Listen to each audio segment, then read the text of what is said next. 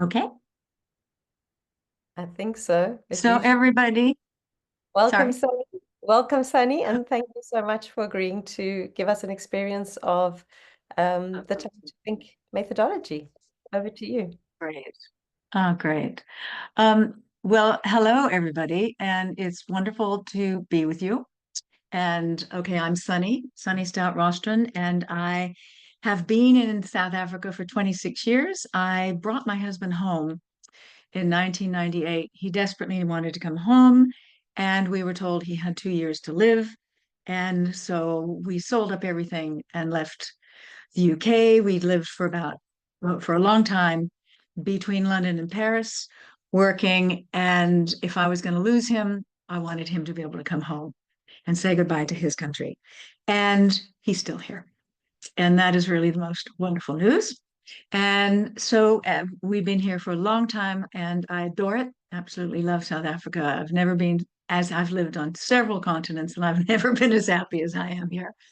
And so I am an executive coach. I got there like everybody else, kind of wiggled my way there.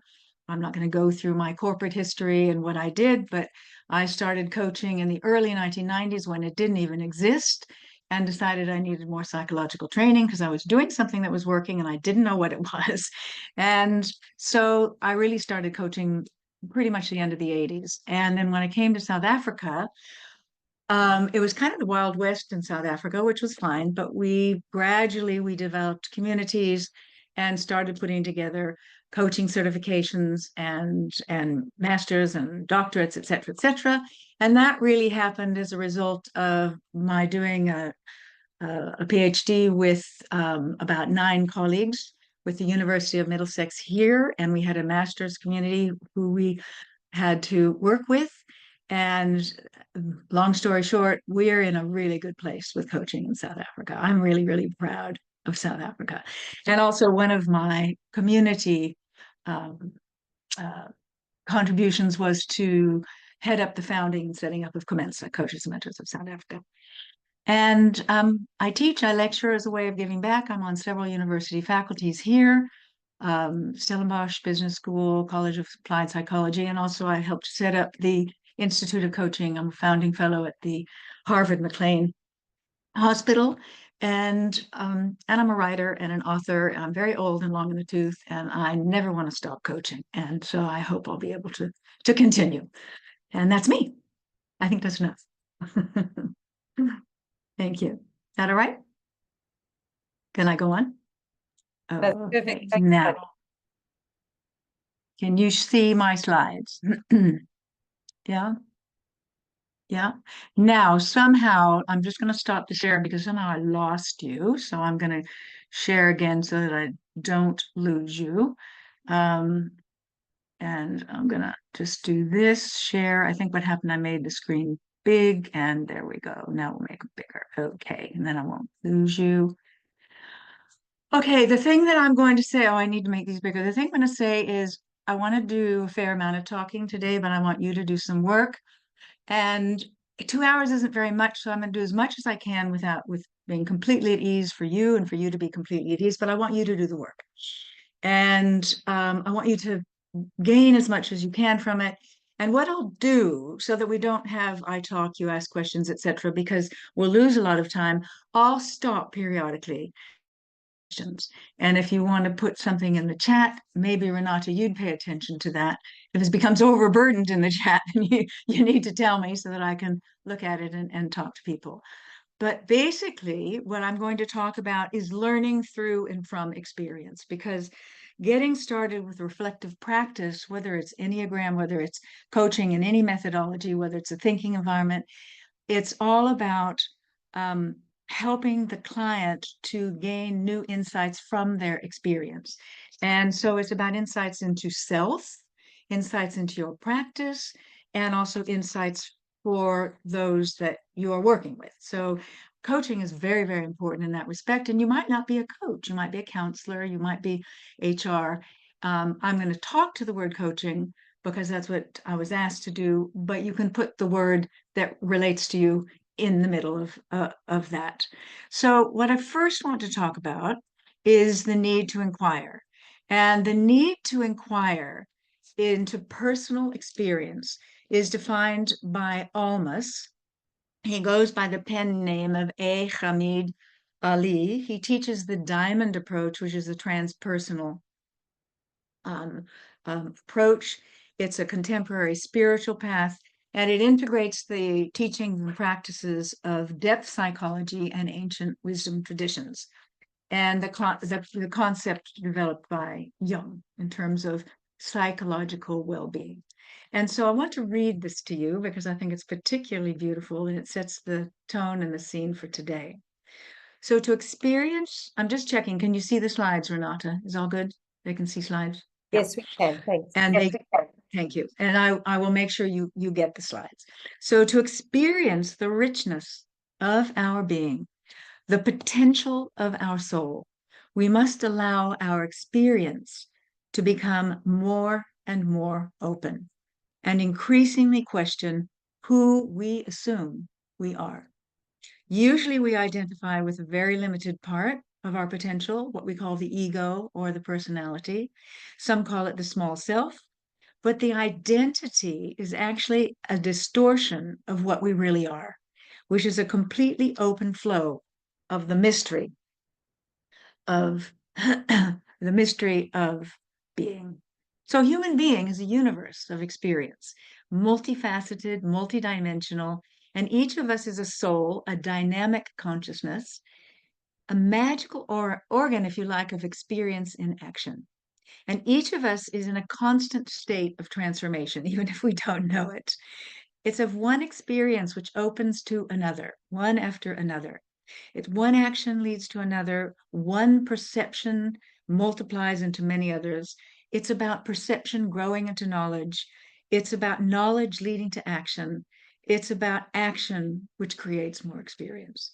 And this unfolding is constant, it's dynamic, and it's full of energy. And this is what we call the nature of life. And the reason that I think this is very important is because this is what we're living, life. And when we're working as coaches, we're working across different, um, different, if you like, levels, brain wavelengths, if you like, with our clients. And it really touches this. So what I'd like to do today is, and if we don't get through everything that I hope to get through, we'll get through what we get through and it will be perfect. So I want to talk about creating a thinking environment. What does it mean? I'm going to have you do some work in pairs, very short period of time, but you only need a short period of time.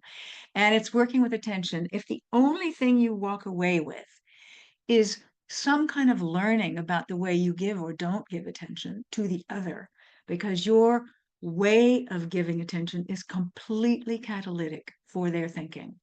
And so when we're working with attention, having, even though we're on Zoom, having your eyes on their eyes, never looking away, being there, they're talking, they'll look away because their brain is going all over the place.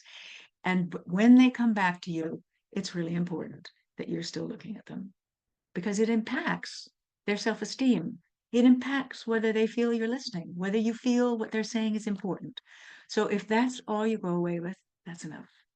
So we're going to work with 3 small exercises about you, and you will share with several people some thoughts about where you are in your life, in your career. We're going to work with what we call 3 levels of thought or narrative. We're going to look at what are those 3 levels of thought or narrative, where we hang out in our head, and what it can lead to or not lead to. I want to talk about the 4 questions of the thinking environment, preceded by an observation, which is what started the journey and the research into what are we doing when we're listening and helping somebody, really paying attention to what somebody's saying, what they're feeling, what they're doing, and how do we work with that? How do we let it be them independently thinking for themselves, not you independently thinking for them and actually sharing what you think they should do? So also we'll talk about being the 10 components, which is a system of behaviors, which is crucial to the work of the thinking environment. And even if you've worked years with the thinking environment, it's no bad thing to actually get some practice. We're going to work with understanding a lot assumptions, because assumptions are a possibility of, of, of, of what's possible or what's not possible. Very often we think something's the truth or the fact where it's just a possibility. And if we can, I'd like to work with assumptions and incisive questions because that's where you will really grow. And then to think about who are you stepping into becoming.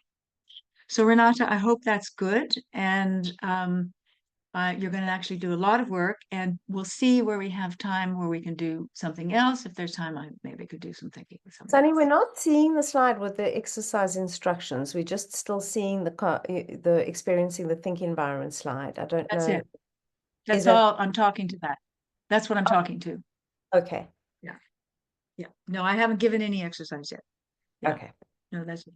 But tell me if I'm talking about something that's way off in left Oh field. no, then I'm It doesn't no, matter. no, all good. Sorry. This is just what we're going to do. Okay. So I just want to share with you about the coaching conversation, which has really kind of three levels, has many levels, but the main three levels are that it's an experiential learning conversation that's one of inquiry, which is why I talked about almost across three levels. It's a task-focused conversation. People come in, they want to do something. They want to be a better presenter. They want to get promoted. They want to manage their people better. They want to learn how to treat people well. They want to learn how to listen. They want to be, maybe they want to be more bossy. Maybe they want to be a delegate. Who knows what they want? They'll come in with something that they want. The second, and so you'll focus on that. But in order for you to focus on it, you've got to drop down into a second level of work, which is they start to begin to question their bigger life purpose, what their values are, the values of doing the particular work that they do. And then the third level is how do they learn? It's really important they identify how they learn, how they've learned in the past. How do they learn to do this thing differently, whether it's thinking, feeling, behavior, whatever it might be. And we all know that thinking and feeling underlies our behavior and motivation. So what's important is the way we drop down into these levels, and the thinking environment takes us there very quickly. So it's about learning from our experience, and that is core to the thinking environment. So basically, the the thinking environment is, this is a definition of it, and it's really about getting the best from their thinking. And very often, and just think of yourself, how often have you interrupted somebody's thinking? This is an old story for me, but when my youngest daughter was 15, she asked me would I help her with her nerves because we were sitting at the breakfast counter, and she said she was really nervous of her maths exam. And I started to help her, and she said, "You're telling me what to do. That's not what I want. Do that thing that you did with your client that I heard on the phone the other night. It was amazing." I said, "You were listening to How did I not know you were listening to that?" And what it was I wasn't helping her to do her thinking. So getting the best from people means getting their best thinking.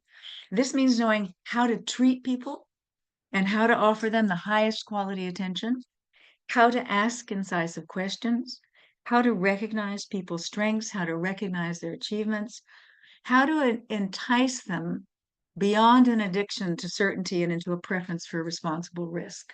This is the creation of a thinking environment. And basically, what it means is you're helping them to think. You're not thinking for them. So, how you ask questions, how you ask them what you want, what they want from something. Very often they'll ask, how do you do something?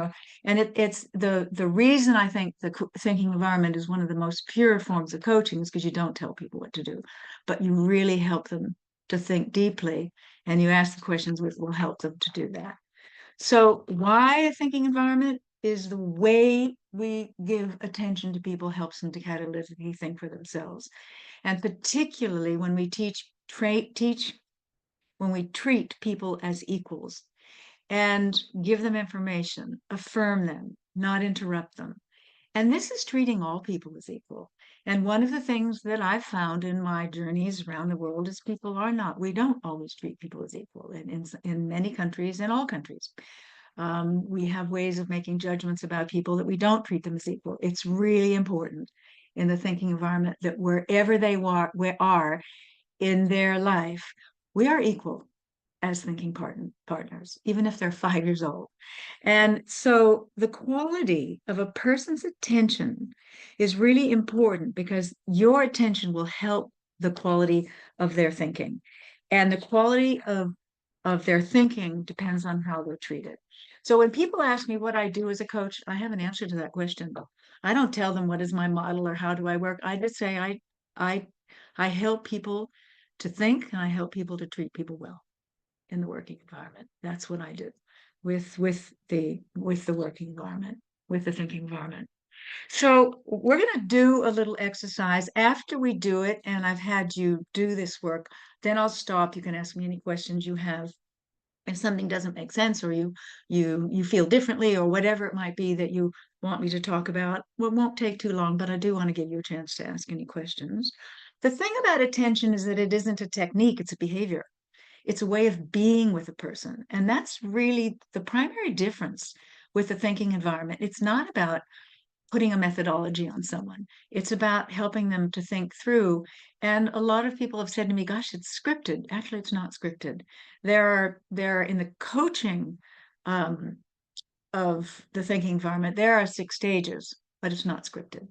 And so when you learn it, in a way, you learn a way to do it, and eventually you just do it in your own way. But it's an attitude, attention, driven by a number of assumptions that are really important, is that the other person is inherently intelligent and they can think well. That whether they got F's in school or whether they didn't get F's in school. My brother was dyslexic, and in those days when we were in school, they didn't do psychological tests on people. And he went through his entire school years being pushed forward, being completely dyslexic, unable to read sometimes because he was so dyslexic. And so when he set out into the working world, he became very successful because he went into his own business and set it up, but he's never lost that sense that he's dumb, that he's not as smart as somebody else if they've got degrees, etc. So it's really important how we treat people and how we think about them. The other thing is they are inherently more able to come up with things for themselves than you are. The other is always inherently worth your time giving time and attention to. Quite a few people have run me to say, Sonny, I've been told that you work with people you don't like. And I was a bit shocked by that. But I said, well, I've never ever told somebody I don't like them because I don't tend to work like that. I don't think like that. I do work with quite difficult people, but it doesn't mean that I don't like them. And I said to this person, so let's talk and let's see if we can work together. And I worked with him for a year, and he was difficult. And I could only go so far with him because he was so resistant to looking at himself. But it wasn't that I didn't like him. He could only go as far as he could go. And he was worth giving time and attention to. And it helped him build his self-esteem, which was really important. The other thing is most people are inherently good and compassionate and able to figure things out and able to cope. So I'll come back to the 3 streams of attention. I'll come back to that for you, but I'd like to do an exercise and go into breakout rooms. Renata, are you or somebody, Ingrid or somebody going to put us into breakout? Okay. Yeah. So we're going to time you. You're going to have only 2.5 and 2.5 is 5, 6 minutes, 7 minutes to do this exercise, and then we'll bring you out. So you need to time yourselves in this because this is a short exercise. But what I'd like you to do is I want you to ask your partner, work out who's going to think first and who's going to be the coach. Ask them, what is a full cup in your life in relation to your personal or professional life? And what I mean by that is, where are you satisfied or content in your life? I'm very, very, very satisfied that after raising 4 girls, I have 2 grandsons, 17 and 20. And that's what I would probably talk about, where I really have a full cup and why. So and the second question you want to ask them is, how are you going to make it fuller or sustain it? And how I make it fuller or sustain it is I see them all the time. And if I can't see them, because one is in Australia, one is here in Cape Town, I talk on the phone all the time. So and visit, and they come to visit too. So ask the question, what is a full cup? Where do you have a full cup in your life in relation to your personal and or your professional life? You're going to have 2 minutes each way. So you have to time yourself. So be kind of alert so both get a chance. And then when you've both finished, you got a couple extra minutes. Can each of you appreciate each other? Basically 30 seconds.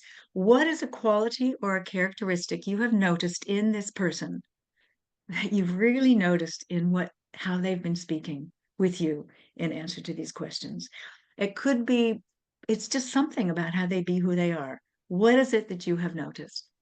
And it could be anything. It could be how thoughtful they are, reflective they are. It could be um, something they mentioned that you don't want to talk about the content, but that is a characteristic you see, generosity or whatever it might be. Everybody's back. Everybody's back.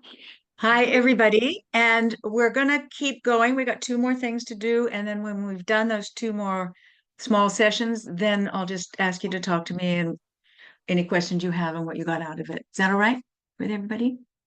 Um, uh, Renata, we're going to go on to look at where we have a half cup in our personal or professional life and what we can do to differently. What can we do differently to fill our cup? So I'm going to have you go into with a new pair. And if you end up with the same person, don't panic. You can just stay with each other. It's the luck of the draw. And so the question I want you to ask is, where in your life do you have a half cup in your personal or professional life? And what can you do differently to fill your cup? And so very often we don't think about what can we do differently to fill the half cup. We just worry about what we've got. Where I have a half cup in my life is that my mother is 96 and a half, and I live 12,000 miles away from her. So my half cup is that I don't get to see her every day or see her once a month. And it's a heartbreak for me. However, I have a life and I have four kids and I have two grandchildren and I need to get on with my life. So what I do differently is I make sure I see her twice a year and I talk to her every single week. I call her. That's what I do differently. I call her on what's up, wake her up, and she always tells me she looks terrible because she's just woken up and she's 96 and a half. And to me, she looks absolutely exquisite at 96 and a half. And I think she's going to make her 97th birthday.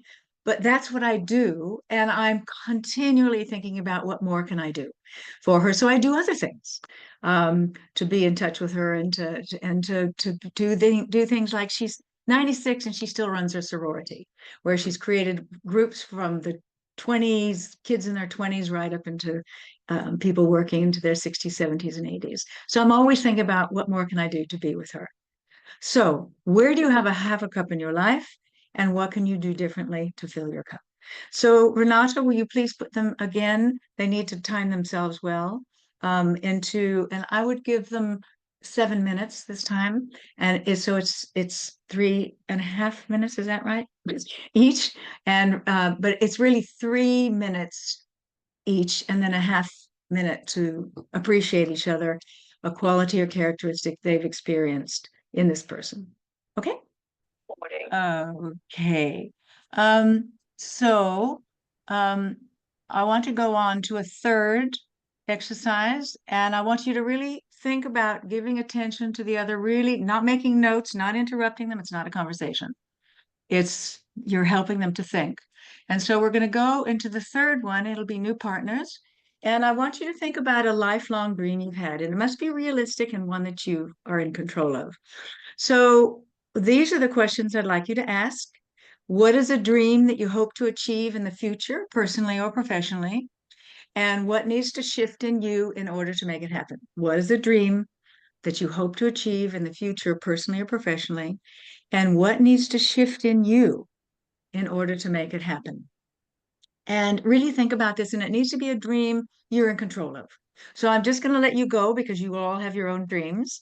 And it might be that you're in the middle of working on this dream.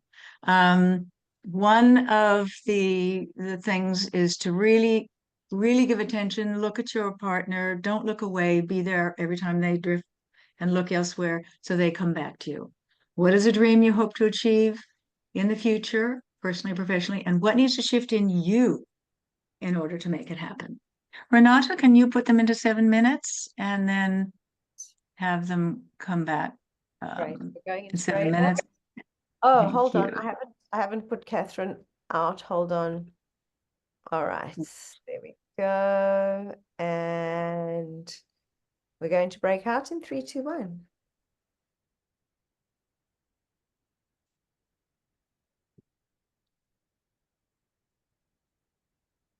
Now on my screen, Renata, it's not showing that everybody's joining. So are They you are. making sure they're all They are. okay? All right. So I just want to take any questions or thoughts, how people found what that was like to ask those questions. Those are very powerful questions. What does that mean in terms of being a coach, in terms of how you ask questions, how you give attention, and what happened to you as a coach? What was difficult? Anybody want to? Now, don't know that I can see everybody, but I have a pretty big screen here. I don't know how many people we've got. I think maybe I can see everybody. Who raise your hand if you, or put the thing up if you want to say something to me. And please, somebody say something to me. Okay, Manya. Yeah, so it just really, I mean, all I can say is just how completely refreshing and easy it was.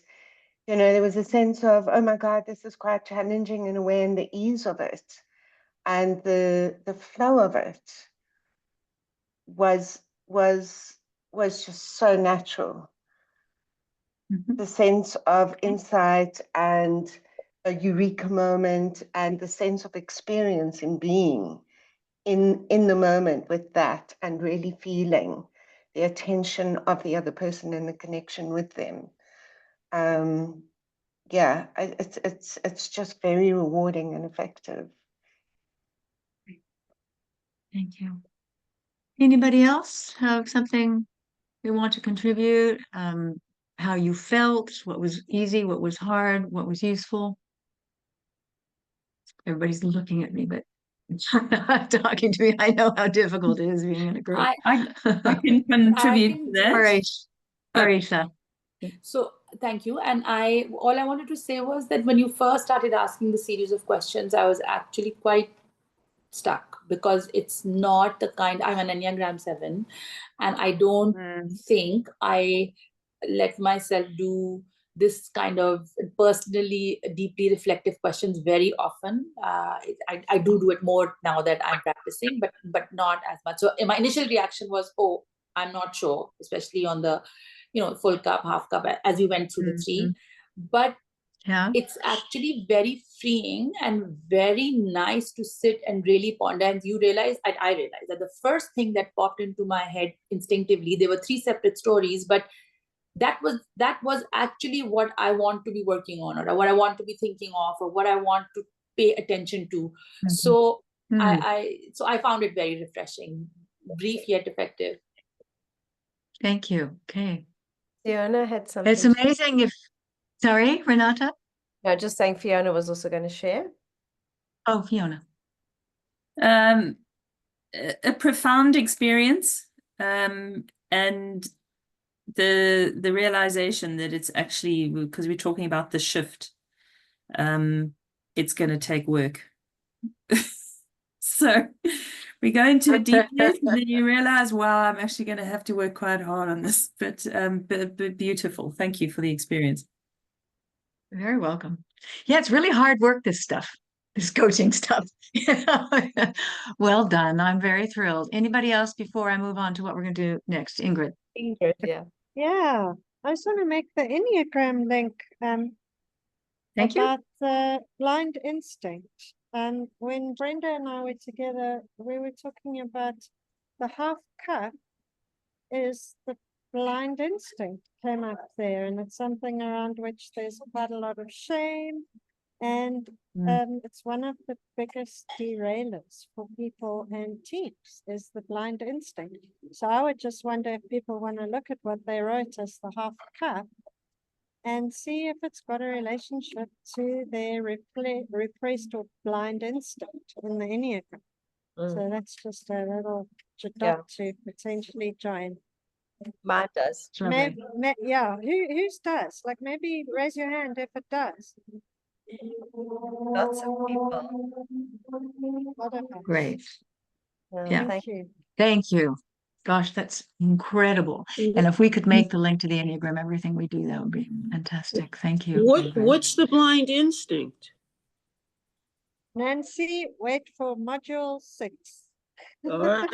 Yeah, let's not go down that road today. I'll tell you for the benefit of the group Never as well. mind. I didn't say anything. Our 3 instincts, self-preserving, Okay. one-on-one, which is the sexual instinct, and then the social instinct. And one of them is dominant and super I got- fixated. Got One it. of them is kind of balanced, and the other one is completely off the radar. So, Right. Right. yeah. So the blind instinct is the one that we just don't think about. Like if you're self-preservation Got it, blind, got you're gonna it. forget to eat. Your house is gonna be a crash pad, and you're not gonna go for health checkups, for example. So that's just the 1-minute summary. But one of them is fixated preoccupation, and the other one is off the radar.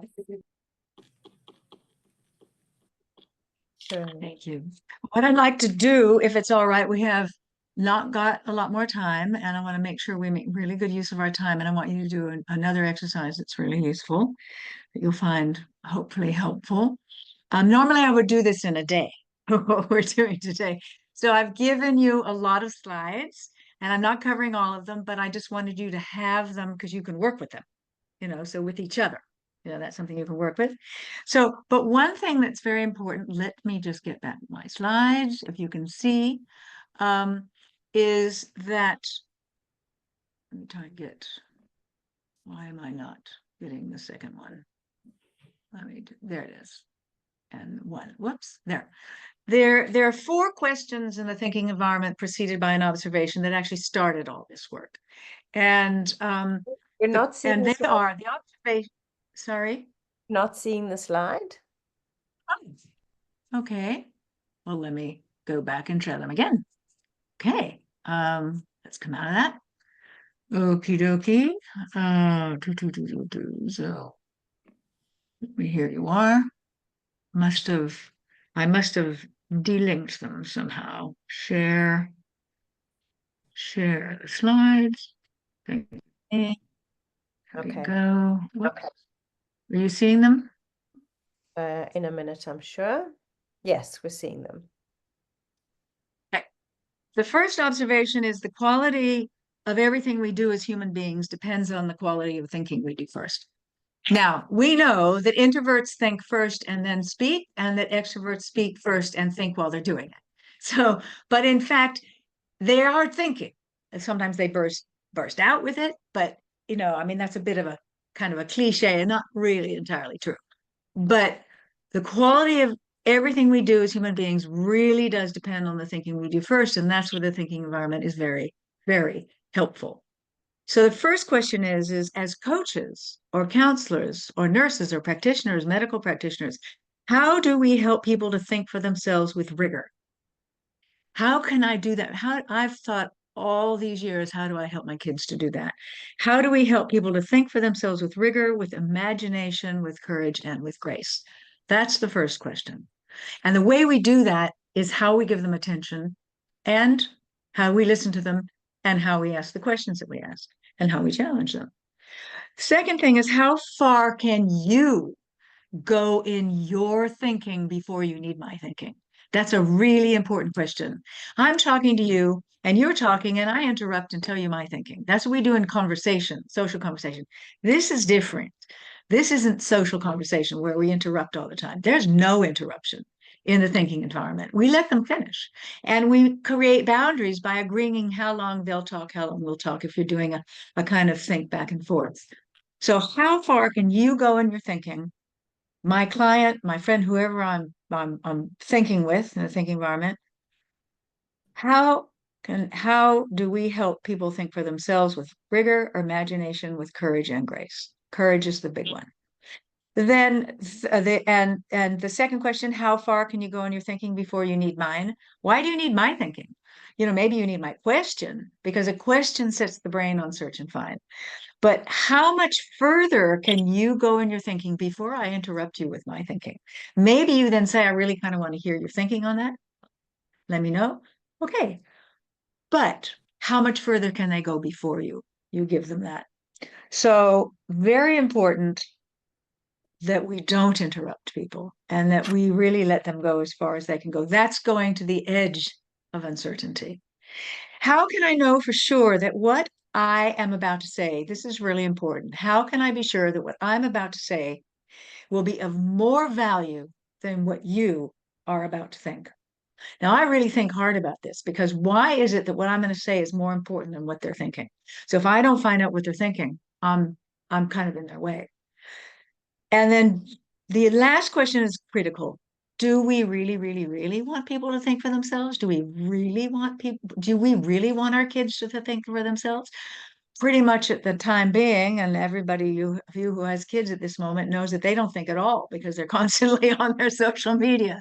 So we've started taking away the social media from our grandson with agreement with him, because his grades are failing because of it. But he can have it at a certain time. But we want him to think for himself. We don't want him an anime, somebody else thinking for him all the time. So do we really want people to think for themselves when our reputation, our status, our credibility is at stake? And that's the big question for bosses in the working environment. So that's important. So the other thing that I'm going to say, and I want to keep going if it's okay, because you can ask me questions later. The other thing I want to say is the thing that is underpinning the thinking environment is what is called the system of the 10 components. And they are 10 components, which are actually behaviors, and they are essential behaviors that help people to think for themselves. There are 10 ways of how we can be together. We set up the right conditions to be together in a thinking environment with these 10 components. They're 10 components. They're not something that we get. It's really important that they're not something else. What is it in the Bible? I'm struggling to find this word. The 10, what is it? Give it to Commandment. me. Commandments. Sorry, commandments. It's not the 10 Commandments. commandments. It's the 10 components, and they are behaviors. If we set up the right conditions, people will think for themselves, and until we are free to think for ourselves, our dreams cannot be realized. Now, I'm really afraid because of what's going on in my country that I come from right now. I'm really afraid, because what's coming at people is that they're not thinking for themselves. They're being told how to think in social media and various things. But when those components are present, there's an element of really important of coaching in the conversation. So, and these 10 components show up as a system, a way of being. They're powerful, but they operate individually. And so what they are is attention, listening with palpable respect and attention. You can almost touch it, that kind of attention. Equality, treating each other as equal, no matter where we are in our life. Ease is offering freedom from internal rush. That times when you drive too fast and you think, oh my goodness, how did I actually get here without having an accident? Being at ease, because actually the faster you go, the less at ease you are and the less you're paying attention. So how can we be more at ease? Appreciation, genuine acknowledgement of each other's personal qualities. And we're with people, and we don't tell people what we appreciate about them. It's really important to do that throughout their life, throughout their working life. It's always important, because people's self-esteem is damaged. Everyone has damaged self-esteem in some way.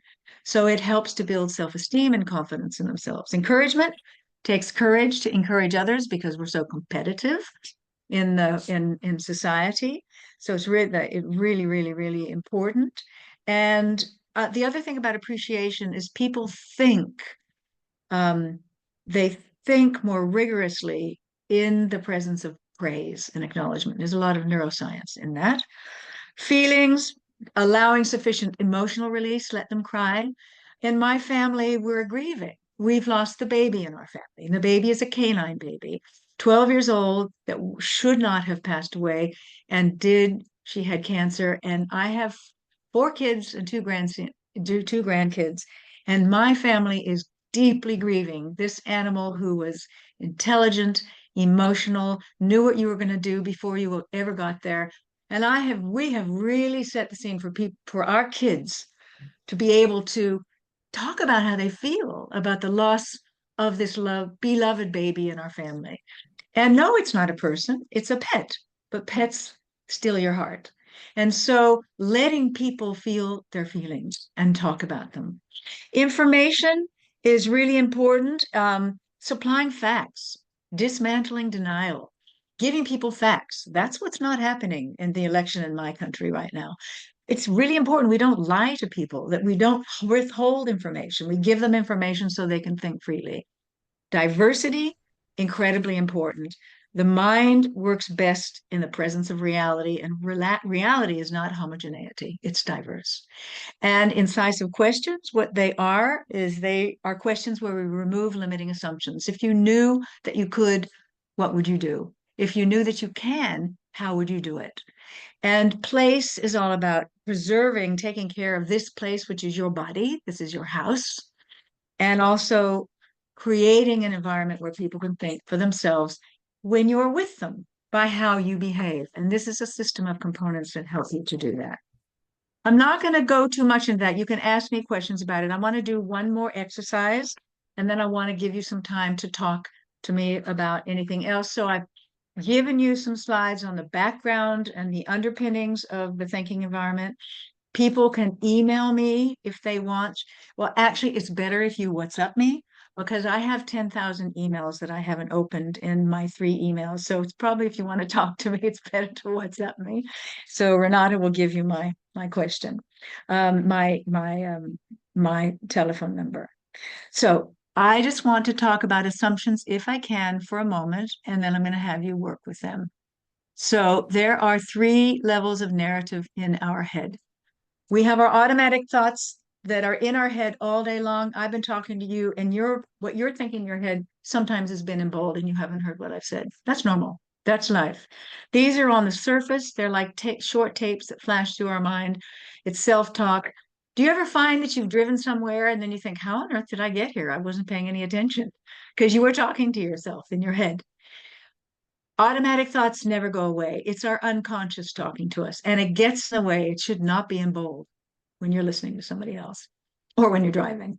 Assumptions are positioned midway between core beliefs and automatic thoughts. They're like medium assumptions, midterm beliefs. They are a transition between a core belief. If an assumption becomes hardened, takes a hold of you, and you can't let go of it, and you're not willing to work on it, it can become a core belief. And that core belief can be positive or negative. So, and I can share some assumptions, what they are, because the assumptions tend to be about self. I can do it, I can't do it. And nobody loves me. That's a negative assumption. Is that true? We have to discover whether that's true or not. I'll never be able to do it. Those are some negative assumptions that hold us back. Positive assumptions are, I can do it. I've never done it, but I've done things before that I never could do. So assumptions are really important to spend time on. And in coaching, that's what we do. And that's where we work in coaching. And that's where we work in the thinking environment. Core beliefs they develop over time, from childhood through the experience of significant life events that happen to you, good and bad. They're the very essence of how we see ourselves. They're the very essence of our identity. They're the very essence of how other people see us too. And they're the essence of how we see other people and how we see the world and our future. So a core belief that I have examined in great detail is, I think it's very important for me to help people in some way, to help people who maybe don't even have a chance to be helped, to help them in some way, to support them, not to save them, but to help them. And that's what I've done all my life, teaching, coaching, mentoring, etc. And that's a deeply embedded belief in me. And I'll tell you where it started. My mother sent me from 9 years old around the neighborhoods to collect money for cystic fibrosis, for Girl Scout cookies, for this and that. And every time I questioned her on what we were doing, why were we asking for money for people when people didn't have money? What I came to understand was in a community, we have to help each other. And so that has influenced me my entire life. That's a very core belief, but I have questioned it again and again when I don't necessarily get it right. So these are 3 levels of thinking. And we go through all these levels in coaching. And we work in coaching with the midway point assumptions. And sometimes you are at core beliefs can be worked with, but that's more therapy. But we do touch on them. But if you've got to deal with somebody who is going to commit suicide, you don't want to go there. They think they're like, you need to make sure they get sent to someone who can actually help them and to notice when they need healing and not coaching. So, what is an assumption? An assumption is a proposition that is taken for granted as if it were true without the facts. And so what we need to do with assumptions is to ask, what are all the assumptions that are holding you back in this? What is the one that's most holding you back? And what are your reasons for thinking so? And you'll uncover a lot more assumptions. But in the coaching environment, what we ask when we get to the one that's most holding them back, what are your reasons for thinking so? And if you knew that you can do it, if you knew that it was possible, what would you do? So now that's a whole nother 2-hour session with you that maybe we can do sometime, but you're going to work with it a little bit now. So what I'd like to do is I'd like to give you an exercise, and I want you to tell me if you're happy to work with this exercise. I'm going to give you a big exercise. Because I want you to work with the coaching 6 stages of the thinking environment. And Renata, what time is it? It's 17:36, so we've got 25 minutes. Can I work with this? Is everybody happy if I work with this? Are we work in a pair? If they're saying yes, then let me know. Okay. So what I want you to do in your pairs is very quickly in your pair, identify who's going to go first. And if you don't get to every question, it's fine. If they spend a long time in one question, that's where you've done your work. So don't feel like you have to rush through this, but I'm going to give you 10 minutes each way. And you're not going to have a conversation and insert the coaching question that you think you want to insert. I want you to work with these questions. They're very pure. If you can't, you can't. But I'm going to ask you to try. And it's not about repeating back. I want you to just try and work with this. And so the questions are, what challenging step do you want to take in your life or work right now? What challenging step do you want to take in your life or work right now? Right now, and it might be identifying something you're afraid to do, identifying something that you fear you can't do, identifying something that's been holding you back for a long time, like your procrastination, or it could be anything personal or professional, and it's probably emotional in some way.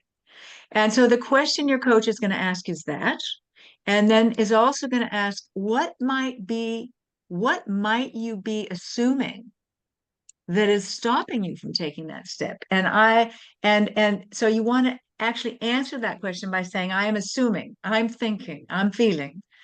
I'm assuming that I've never done it before, I can't do it. I'm assuming that it's not worth doing, whatever it might be. And your coach wants to just ask you any more. Is there anything else you are assuming that might, anything else that you might be assuming that is stopping you? And what else might you be assuming? And then what are you assuming of all of those assumptions? What are you assuming that is most stopping you from taking that step? Most stopping you. And they're going to then ask you, what would you credibly have to assume instead in order to take that step? But I would, and you might want to just write this down, if you have time, when you ask that question number 4, what are you assuming that is most stopping you from taking that step? When they tell you, I would ask them, what are your reasons for thinking so? What are your reasons for thinking so? Reasons are often assumptions, but just to dig a little bit deeper, that's all. What are you assuming that is most stopping you? And what might be your reasons? And then you can ask, what would you credibly have to assume instead in order to take that assumption, that step? If you knew that you could, or you've done it before, or whatever that new assumption is, how would you take that step? This is what I want you to work with. Don't panic. Don't get in a tiz. Don't write anything down. Don't have a conversation. Just see if you work with this in those 10 minutes as far as you get with the person. And then what I'm going to suggest is you work with this in greater depth with somebody else after this session. That's your homework. Okay. Renata, can I put them into groups? Can I put them into pairs? I mean, They okay, are. it's going to be. Have to make a Hmm? quick adjustment. Okay, there we go. In fact, yeah, all right, we're ready to go. Can we take 10 minutes, or do you want me to make it 9 minutes each way? We'd have to make it 9 minutes, I imagine, so 18 minutes in total. And then they each need to, in half a minute, appreciate each other before they come back. Yeah. Yeah. Okay. Yeah, total of Perfect. 18 minutes. Hold on, now I need to adjust because somebody's left. That's all right. Right. Okay, well, just there'll be a room of 3, and that's okay because Deborah will be in the room of 3 and she can help with the process. She's familiar with it. We're going to break out in 3, 2, 1.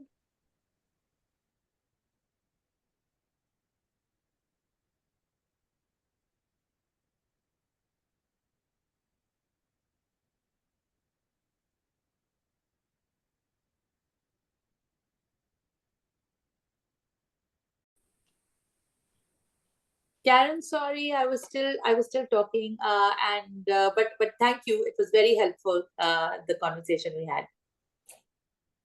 All right. You're Welcome. Welcome. You're very welcome. Yeah. Thank you, Renata, for putting the slides in. Is everybody back? Yes.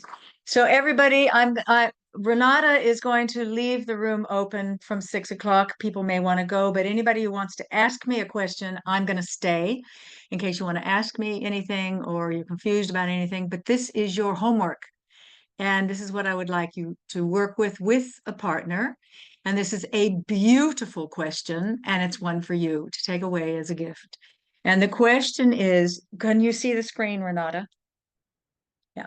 Yeah. So this is for your partner to ask you, whoever you decide to work with, what are you doing to develop a deep understanding of yourself, as well as understanding how others experience you?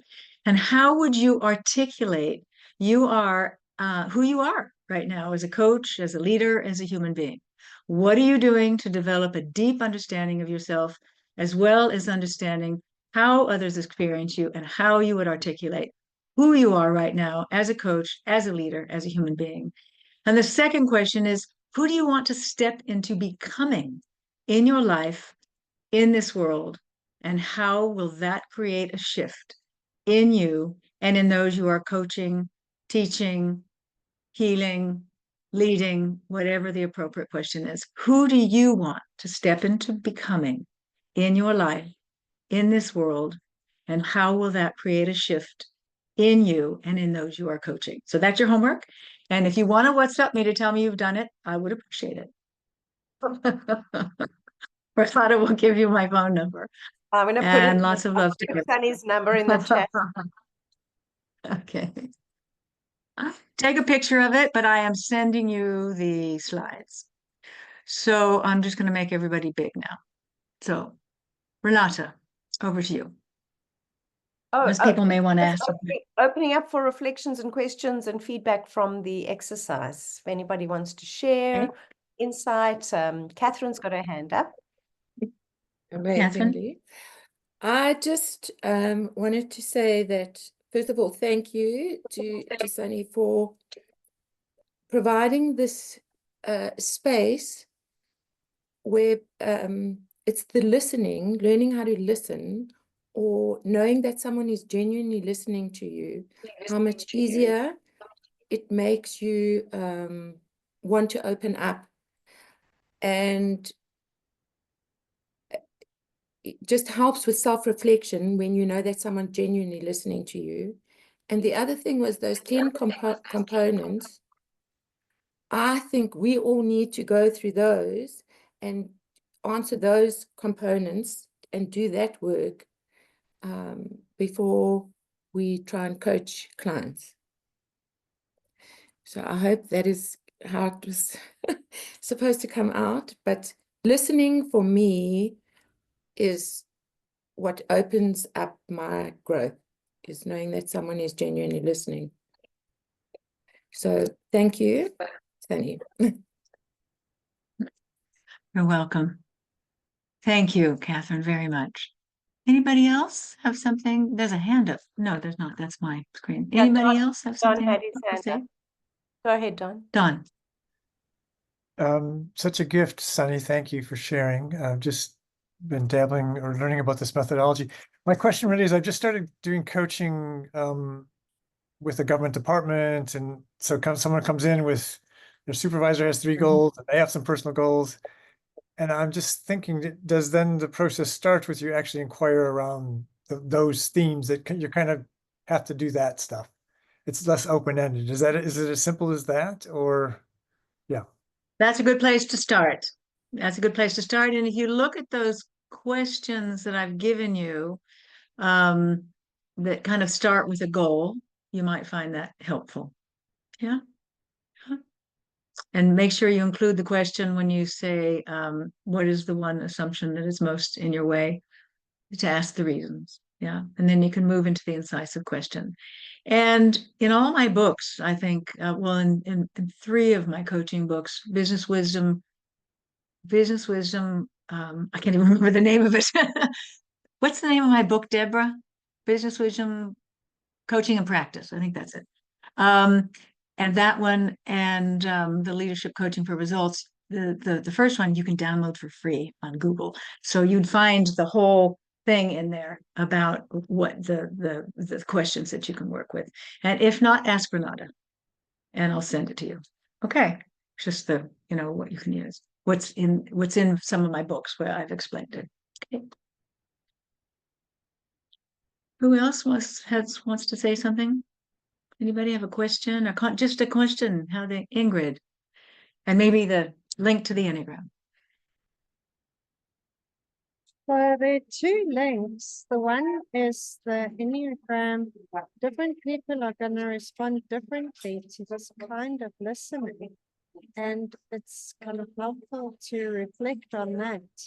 So for some types, it might be quite difficult to come into this kind of quiet presence, and a lot of feeling might come out because people haven't allowed themselves to feel. I know for Enneagram 7s particularly, a gentle, helping, listening environment is quite scary because a lot of the things they've avoided come to the surface. So I think as Enneagram people, it's helpful to think about how different types are going to respond to this listening. And then the other thing is, from a trauma-informed perspective, sometimes a client is coming into your room and it's the very first time in their whole life that somebody's listened. And not to underestimate the power of this work that you're teaching us. It's just so wonderful and beautiful. So thank you so much for that. You're very welcome. Did anybody have a question or anything else they want to contribute? It's just nice to hear what you think, what you feel. So Anybody thanks for else? staying, Sunny. I Uh-huh. have to run, so I'm going to duck out, but I'm leaving you all in here. So take your time, have fun. Okay. Session's recorded, and I'm handing over to Ingrid to look after Okay. everybody. Lovely to see you Thank all. you. Thanks, Going. Thank you. Renata, and thanks for inviting Sunny. What a bonus. Thank you. Thank you. It was really Okay. great. Really Thank great. you. You're so welcome. Thank you. Anybody else have anything they want to share? Yeah. Anything you want me to answer? If not, I'll let you go. I'll just say my last words. But does anybody have anything they want to say, to share? My question, Ingrid, to you was there any question you needed me to answer on what you just contributed? Was there a question you had about, because that was very interesting, I about the would different love Enneagram to types. know if somebody is incredibly results oriented and impatient and they want the coaching to move along, and we do get those clients, that's part of the fixation of their time. How do you deal with someone who doesn't really want to go through the process? If they're trying to So race you. that's a really good question. And you know, I have CEOs where I have 20 minutes with them. That's it.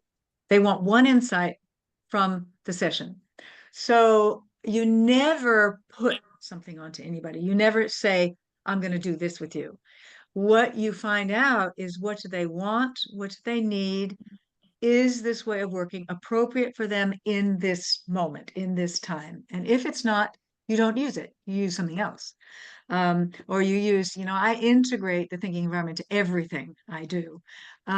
So, which is the 10 components and my way of working and my way of listening, but I might ask different questions. But I would find out, I always find out when I first start working with a client, what are their overarching goals and things they want to work with? And then as we go through each session, what is it they want to work on today, and how does it link to where they are today? How are they? What's happened since I've last seen them? And what is it that's really, do they want to have a little chit chat first? And we kind of unpack, you know, lay all the things on the table, and how, and what do they want to look at? And then I say, okay, so is this what you want to focus on? And I suggest a way to work. And it's always using the thinking environment, but I use it in different ways.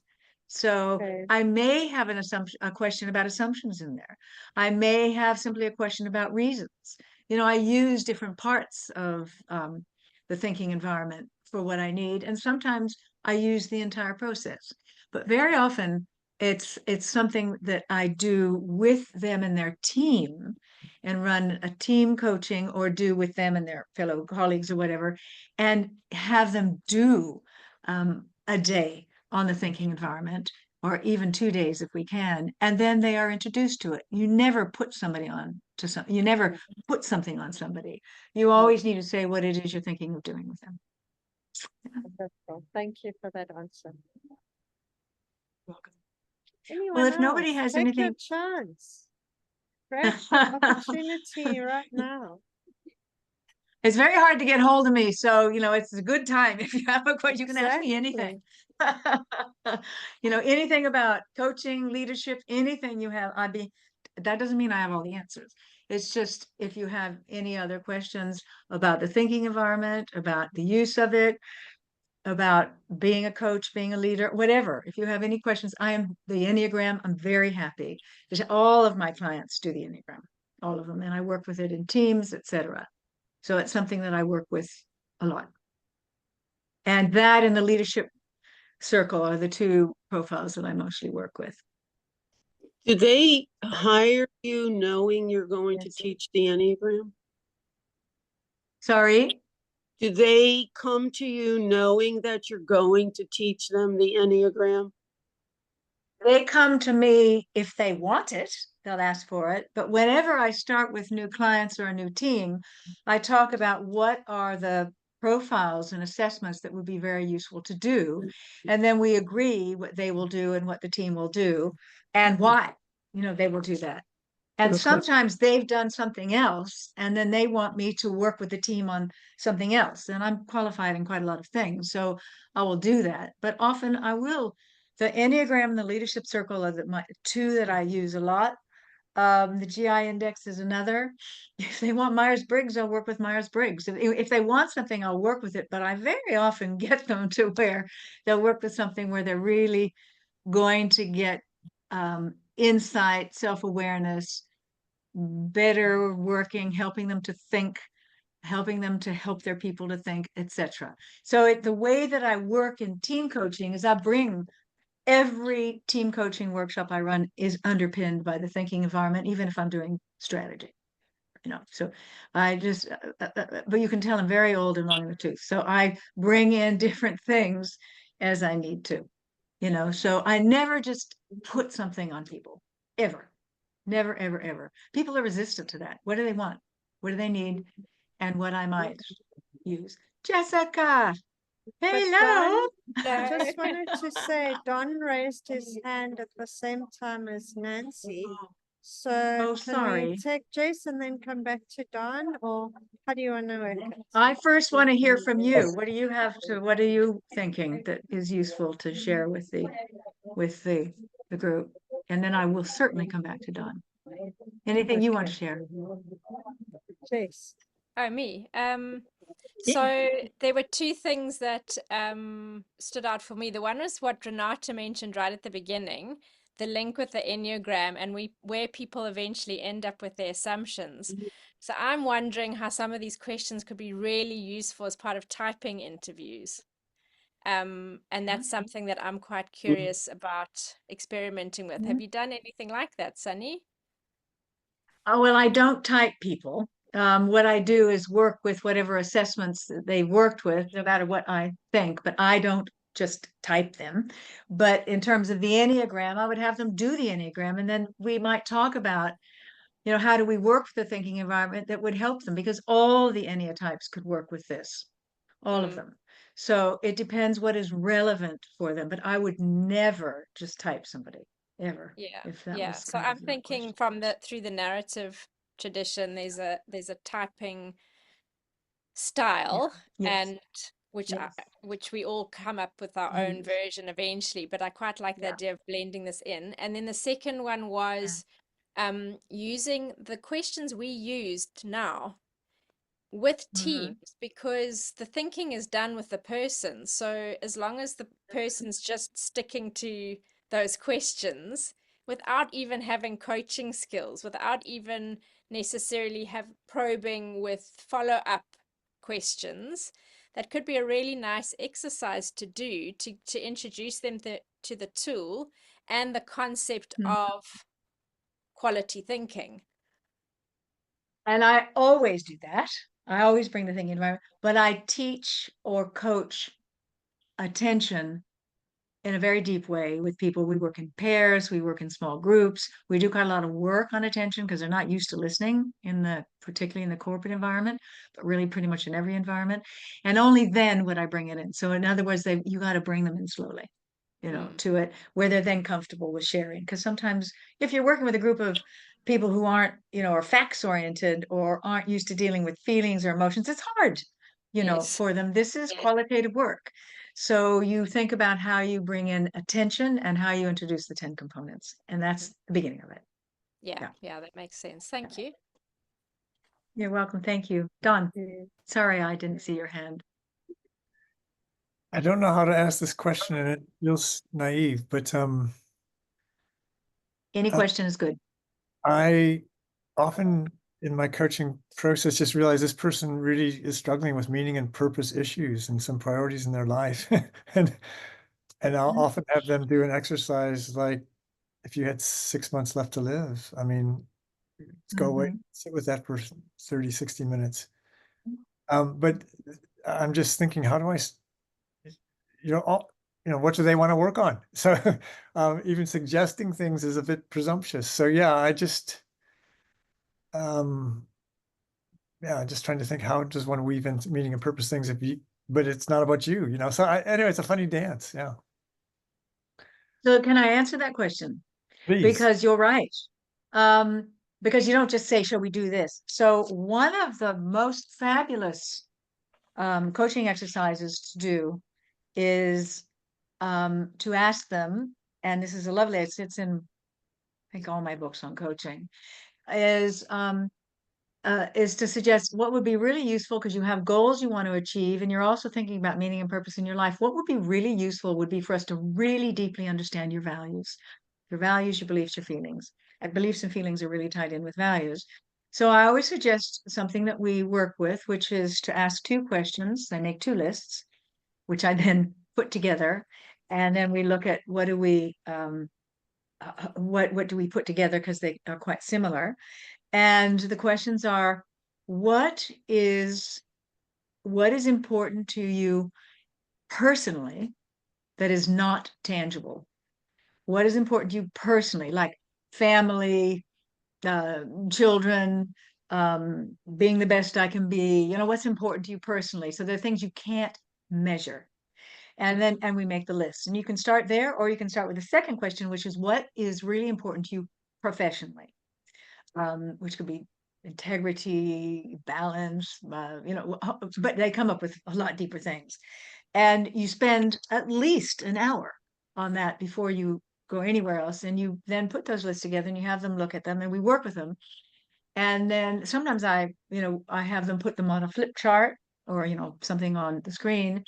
And then I ask, so how do we put these together so that we end up with, I don't ever get rid of any of them, but we do tend to merge them. And then I ask them, is there one of those that is really the overarching one, or all they are equally important?